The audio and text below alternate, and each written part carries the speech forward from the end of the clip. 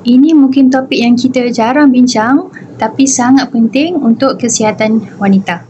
Ramai wanita tak sedar najis yang keluar setiap hari itu sebenarnya cerita banyak pasal kesihatan usus dan juga hormon kita. Kalau ikut Bristol chart, najis yang sihat adalah type 3 dan type 4. Bentuknya panjang, besar, licin, ikut acuan usus kita.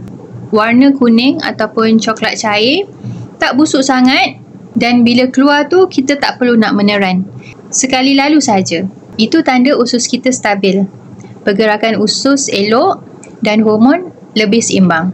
Tapi kalau najis kita bulat-bulat macam tai kambing, halus-halus, cair, berketul-ketul ataupun tenggelam, itu tanda usus tengah penat.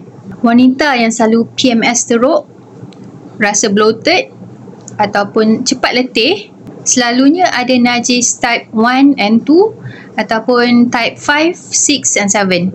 Bila kita mula jaga usus, perlahan-lahan kualiti najis kita akan berubah.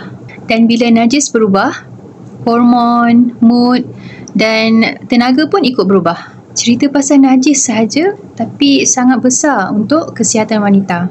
Berapa kerap kita perlu buang air setiap hari? 1 ke 2 kali sehari sahaja. Untuk kentut pula, 14 kali sehari. Dan buang air kecil, 5 ke 7 kali sehari. Kalau lebih ataupun kurang, itu menunjukkan yang usus anda bermasalah. Follow saya untuk tahu bagaimana badan kita berfungsi secara semula jadi. Assalamualaikum.